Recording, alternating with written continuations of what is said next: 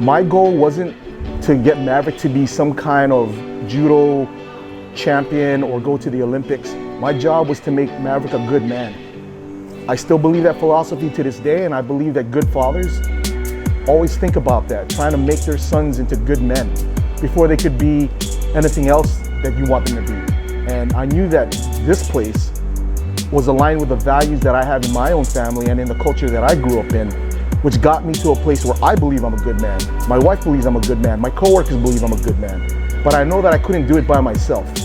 I needed to find something external outside of the family, as well as outside of, say, a classroom environment at school. That's what made this dojo unique. You know, a lot of people can't take the intensity that comes into this dojo, and we kind of talk about that. I'll give a perfect example. My son does judo at school, but everybody likes to use the term play. They call themselves players. They said they're gonna play judo today. I play judo. Taylor and I, long time, have always kind of saw that as, wow, you don't say we play box. We don't play wrestle. We just either box or you fight or you wrestle, but you don't play wrestle, right? You don't play fencing. You fence or you fight. And that is the mentality that I wanted to pass on to my son, is that in life, you're gonna have to learn how to fight. Now, it doesn't necessarily mean that you're gonna have to throw someone on their head or put them in an arm lock or a choke, but you better have the tenacity, you better have the will, you better have the grit, you better have the resilience, and you better have the drive to go after it, whatever it is that you need to fight for, because sometimes your family might depend on it. As a man, other men might depend on it. So that is one of the biggest values that came out of this dojo, is that the intensity had life lessons that could transfer well into my son into becoming a good man. So hands down, it was about the process.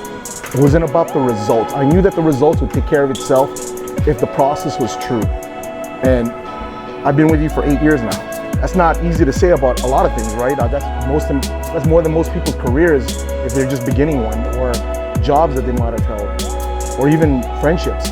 I have stuck with Taylor because of the process in which I saw my son go from a 5-year-old kid who needed to learn things where I might not always be there to show him or teach him, because we all have adult responsibilities, and as parents, we got to do things outside of what their purview is to give them these life lessons. But I knew that under Taylor, that process is what's going to be helping him gain those lessons in life, which I might not be there to give him.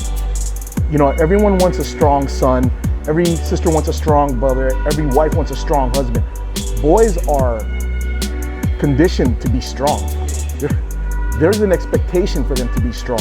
This place and its process, regardless of whether or not Mav won this championship, went to national, states, whatever, he's coming out strong.